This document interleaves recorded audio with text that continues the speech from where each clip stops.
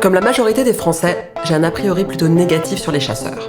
J'en connais pas personnellement, de temps en temps je lis des articles atroces sur un pauvre cerf épuisé qui s'est fait poursuivre pendant des heures jusque dans un jardin et qui est abattu sous les yeux horrifiés des habitants. Le dernier livre de l'anthropologue Charles Stepanov, L'animal et la mort, a complètement ébranlé mes a priori sur le sujet. Charles Stepanov a longtemps travaillé sur le chamanisme en Sibérie, et notamment sur le rapport des éleveurs, des chasseurs autochtones aux animaux. Et pour son dernier ouvrage, il a utilisé les mêmes outils pour faire une ethnographie des chasseurs ruraux dans le Perche, la Beauce et les Yvelines.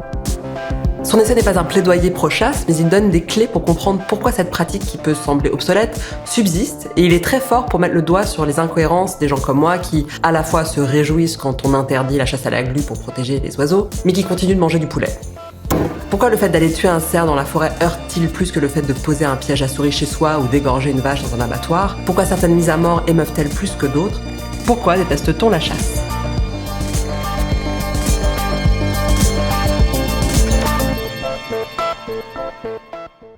La majorité des Français s'opposent à la chasse, et pourtant la plupart des Français ne sont pas végétariens. Alors pourquoi ce rejet? Quand on regarde le dernier sondage Ipsos, on voit que la chasse est perçue par beaucoup comme étant une pratique d'un autre âge. Et de fait, on peut se dire que, en tout cas dans un pays comme la France, il n'y a pas besoin de chasser pour se nourrir. Alors pourquoi le faire? Pourquoi les chasseurs aiment chasser? Vaste question qui s'est posée pour moi aussi de la même manière, n'étant pas d'un milieu de chasseurs et pas du tout pratiquant cette activité. Alors ça peut pas être vraiment réduit au plaisir de tuer, même si ça peut y participer, parce que sinon il serait beaucoup plus simple de tuer des animaux d'élevage, d'abattre des poules, d'aller travailler gratuitement dans un abattoir. Alors c'est pas le cas. Il y a quelque chose qui est avant et après l'acte de chasse lui-même, qui est la traque. Ça, c'est de ce matin, ça. Aller sur le territoire, d'être non humain, de rencontrer une extériorité, quelque chose d'imprévisible. Il y a une excitation dans le défi, dans le fait d'être quelquefois mis en échec par des animaux. Finalement, c'est une des seules occasions dans nos sociétés modernes où des humains peuvent se retrouver plus bêtes qu'un lièvre, plus bêtes qu'un renard, et faire l'expérience comme ça d'une altérité puissante. C'est ce qui explique que donc cette pratique qui peut sembler archaïque pour beaucoup subsiste encore alors qu'elle n'est pas nécessaire. Oui, c'est assez surprenant qu'en France, 8000 ans après l'adoption des modes de vie agricoles, il existe encore des pratiques de chasse qui nous semblent relever plutôt du monde préhistorique, du paléolithique supérieur. Alors, pourquoi ça s'est maintenu? Les sociétés agricoles humaines ont eu besoin de maintenir une forme d'extériorité, des espaces, des êtres vivants qui n'étaient pas soumis au contrôle humain comme les êtres domestiques. C'est quelque chose de volontaire, de politique. Le fait que les forêts aient été maintenues, qu'une faune sauvage soit maintenue, c'était une volonté des chasseurs. C'est ce désir de maintenir une extériorité sauvage qui explique le fait que les chasseurs aient été, paradoxalement, les premiers écologistes. Historiquement, la protection de la nature, c'est inventé par les chasseurs, ça c'est évident. Si on a des forêts, actuellement des grandes forêts domaniales, c'est parce qu'il y a eu des rois, des seigneurs qui ont considéré qu'il ne fallait pas défricher ces lieux-là et donc qui ont expulsé les paysans et qui ont décrété que c'était la peine de mort si on entrait là-dedans. Donc là, c'est une décision politique extrêmement autoritaire qui exclut l'activité agricole productive. Pourquoi? Pour préserver de la chasse, pour le plaisir des élites. À l'époque, la chasse était donc une activité élitiste réservée aux seigneurs puis à la bourgeoisie, mais elle s'est progressivement démocratisée sous la République. Une des hypothèses, je crois, que vous avancez, c'est que c'est aussi parce que c'est devenu une pratique populaire qu'on peut en plus avoir une espèce de mépris social qui va avec le chasseur comme une espèce de beauf, oui. Alcoolique, enfin, c'est un peu l'image des inconnus. Alors, il n'y a pas que ça à faire. Allez, on dégage. Il y a eu un changement sociologique évident. Sous l'Ancien Régime, le droit de chasse, c'est un droit nobiliaire. Il faut être seigneur pour avoir un fief et pour pouvoir légitimement chasser. Au XIXe siècle, ça continue comme ça, malgré la Révolution française qui élargit le droit de chasse, elle le garde pour les propriétaires. Donc les gens qui sont fermiers, ouvriers, agricoles, eux, ils n'ont pas le droit de chasse. Donc il y a une condamnation juridique, mais aussi morale extrêmement forte au XIXe siècle de la chasse paysanne illégale par les bourgeois, qui décrivent les chasseurs paysans comme des êtres immoraux, brutaux, sanguinaires et préhistoriques.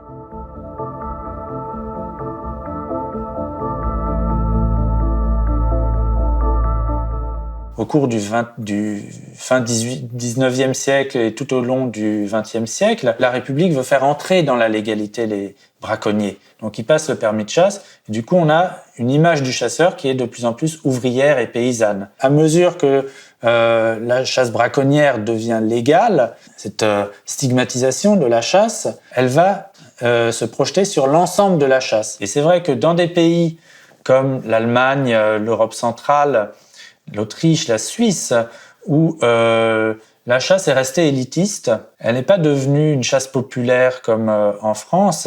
Les chasseurs ont gardé une meilleure image parce que ça reste des notables. En lisant son livre, je me suis rendu compte que j'avais une vision assez caricaturale et homogène des chasseurs, sans doute influencée par ce sketch des inconnus, alors qu'il existe une très grande diversité des pratiques. Historiquement, c'était évident pour tout le monde que le braconnier paysan et l'aristocrate qui fait de la chasse à courre, ou le chasseur bourgeois qui a son grand terrain, qu'il a enclos d'un grillage et qui paye des gardes-chasse, c'est des mondes totalement différents et en conflit. Et ça reste le cas en grande partie, évidemment, entre la chasse commerciale aujourd'hui, la chasse des grands capitalistes, on va dire, les Bouygues, Franck Provost, qui ont des domaines de chasse très importants en Sologne. C'est un tout autre monde, un tout autre rapport à la nature que l'agriculteur qui, lui, connaît chaque lièvre, qui connaît chaque famille de faisans, qui va les nourrir et qui va en tuer pour les manger immédiatement. La chasse bourgeoise, elle est beaucoup fondée sur une conception sportive.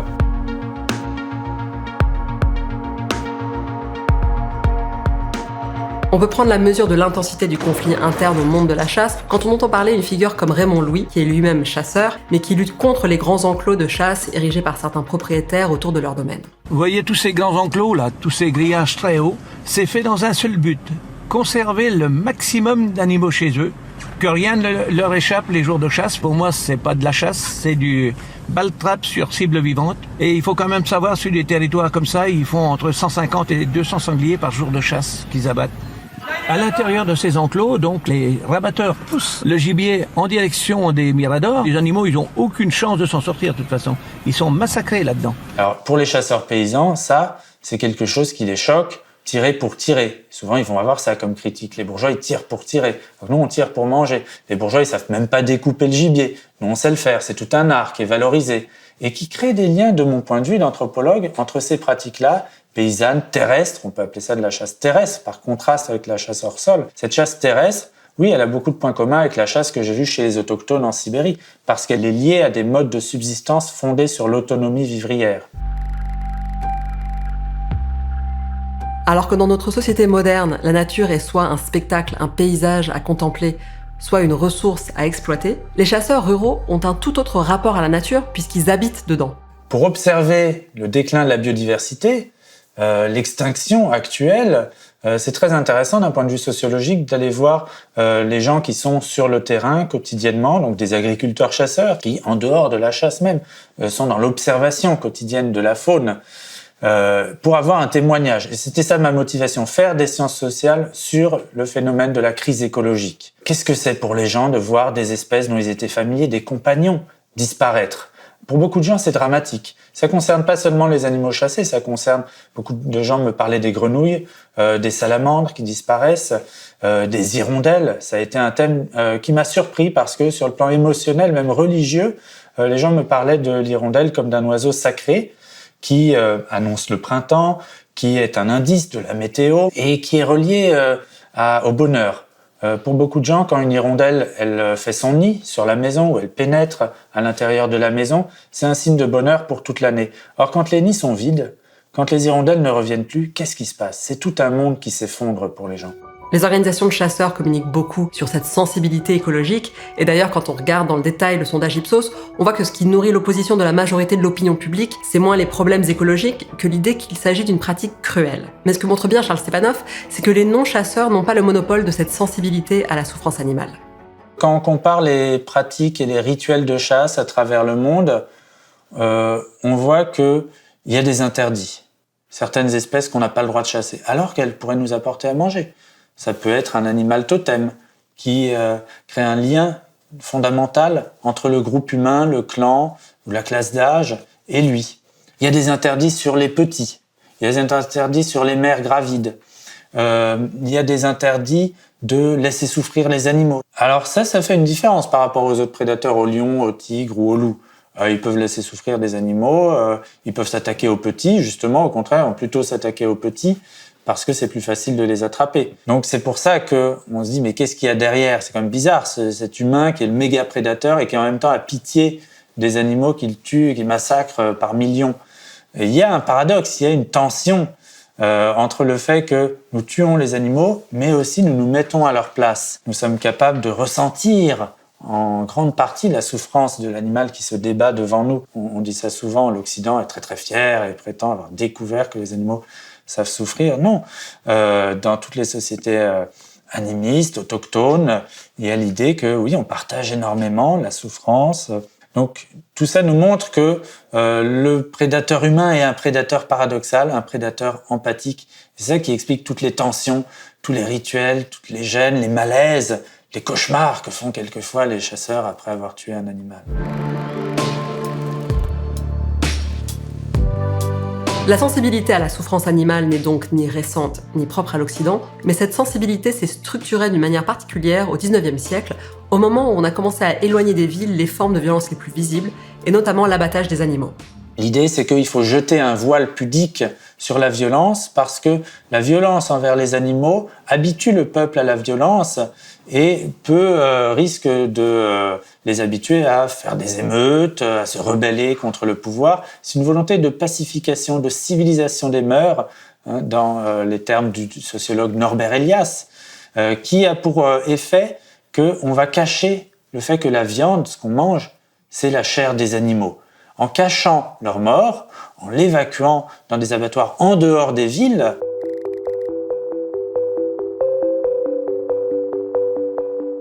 il faut comprendre à quel point ça a été transformé, puisque au début du 19e siècle, au contraire, ces images étaient en pleine rue. Les animaux, les bovins, les cochons étaient abattus en pleine rue.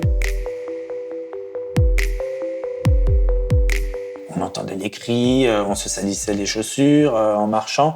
Il y a eu un travail de nettoyage, de purification qui fait que la mort a été désocialisée et industrialisée. C'est lié. C'est parce qu'on l'a cachée, parce qu'on l'a désocialisée, qu'on a pu la rendre industrielle et qu'on a pu s'habituer à manger de la viande sans penser que c'est la chair des animaux. Donc, depuis le début du 19e siècle, la consommation de viande a été multipliée par 4. C'est dire que ça a été efficace. Alors, la chasse dans tout ça, la chasse, elle maintient un rapport à la violence et à l'animal antérieur à ce processus de purification et de camouflage. Mais c'est ça qui choque, c'est que on peut peut-être se dire, ok, on est carnivore, donc c'est normal qu'on ait industrialisé l'élevage et l'abattage de viande, mais au moins on n'a pas de plaisir. Là, les chasseurs, ils ont du plaisir, ils devraient pas avoir du plaisir à tuer. Alors oui, c'est ça, du plaisir, de la sociabilité, et, ouais. Effectivement, oui, c'est ça qui choque, tout à fait, oui.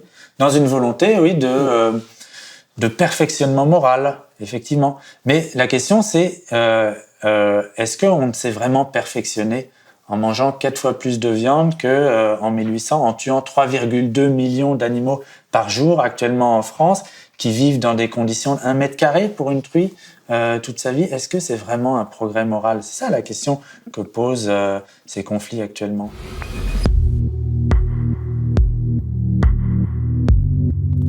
Je trouve que le livre de Charles Sepanoff est stimulant parce qu'il nous oblige à nous interroger sur ce qu'est un vrai progrès et à distinguer la question du bien-être animal de celle de l'écologie. Par exemple, a priori, c'est un vrai progrès que d'avoir interdit la chasse à la glu, c'est une pratique qui paraît barbare, mais du point de vue écologique, elle s'avère plutôt anecdotique. En août 2020, le gouvernement français était face à il y avait 2 questions en suspens qui étaient les néonicotinoïdes et la chasse à la glu. Le gouvernement a réautorisé les néonicotinoïdes pour sauver l'industrie de la betterave à sucre, alors qu'on sait que les néonicotinoïdes tuent énormément d'oiseaux. Ils sont une des causes majeures, en fait, à travers le monde, du déclin catastrophique des oiseaux. Pour compenser le fait d'avoir réautorisé les néonicotinoïdes, le gouvernement a interdit la chasse à la glu.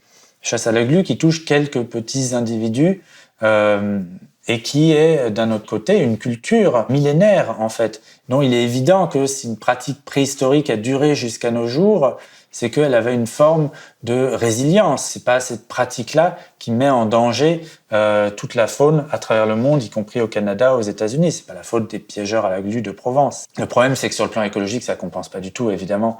Les quelques oiseaux qui vont être sauvés des glues en Provence, s'il y a plus d'habitat, si les insectes qu'ils mangent sont toxiques, ils vont quand même mourir. Comme quoi, notre degré de sensibilité à la mort des animaux est très variable et il dépend entre autres de la visibilité et du récit qui entoure cette mort. Alors que les images d'oiseaux piégés dans la glu sont choquantes, le fait que des millions d'oiseaux meurent empoisonnés par des pesticides, ça produit pas vraiment d'images fortes, donc ça nous affecte moins. Par ailleurs, notre sensibilité à la mort des animaux dépend aussi d'autres facteurs, comme le type d'animal. On est très ému par la mort violente de mammifères, par la vision d'un sanglier ou d'une biche qui agonise. On n'est pas tellement bouleversé par une araignée écrasée. Donc non seulement on s'est déshabitué à voir des animaux se faire tuer, mais on a un rapport très proche avec d'autres animaux, avec des animaux domestiques. Donc on a un rapport de tendresse, de protection. Et ça aussi, ça s'est développé. Ça se développe parallèlement. D'un côté, ce qu'on peut appeler une exploitation matérialiste des animaux de rente, qui sont des animaux domestiques. Les vaches, les cochons sont des animaux domestiques au même titre que nos chiens et nos chats. On a la même sensibilité, les mêmes besoins, mais on a un traitement d'une brutalité qui n'a aucun équivalent dans l'histoire humaine. C'est ce qu'on peut appeler l'animal matière. Et puis on a un traitement complètement inverse avec d'autres espèces, qui est tout à fait arbitraire, il n'y a aucune raison, les chiens, les chats principalement, qui eux au contraire reçoivent toute notre affection, notre tendresse, montrer la moindre brutalité envers un de ces animaux, ce serait considéré comme cruel. On les nourrit abondamment, on les soigne, on les bichonne, on leur donne le psychologue, on leur offre des petits jouets, on fête leur anniversaire.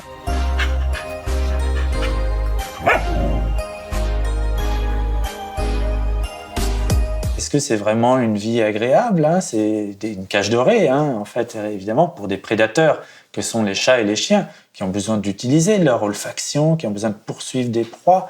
C'est ça leur besoin. Donc ça, c'est le côté l'animal enfant.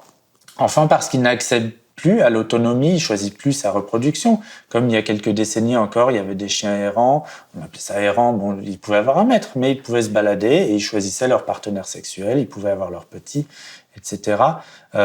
Toute une vie animale autonome qui a été supprimée radicalement de nos villes. On a donc un rapport très paradoxal au vivant. On peut avoir beaucoup d'affection pour nos animaux de compagnie et développer une grande sensibilité pour la question de la souffrance animale, et donc avoir beaucoup d'empathie pour le cerf qui est tué par le chasseur, tout en dévorant des steaks sans penser à la vache qui a été abattue dans des conditions épouvantables.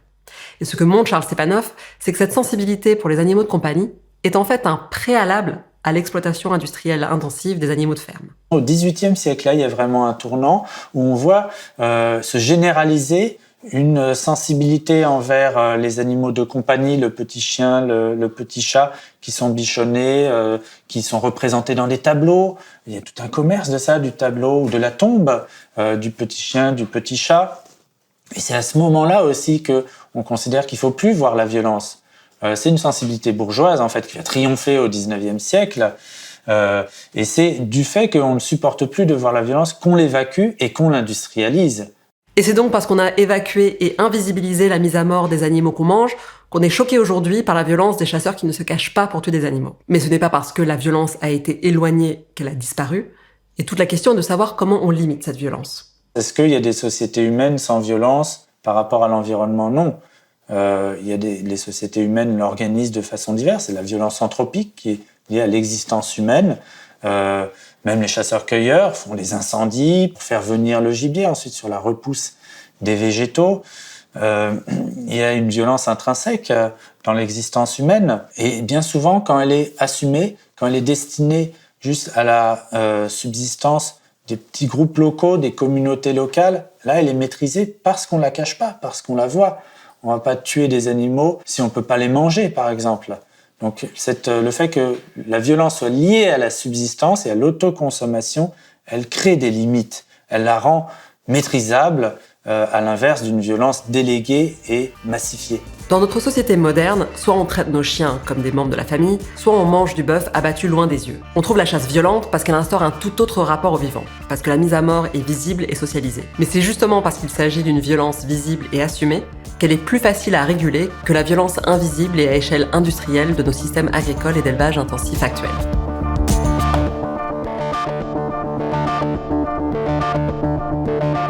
Pour aller plus loin, mes sources sont en description et pour garder les idées larges, il y a d'autres épisodes. À bientôt!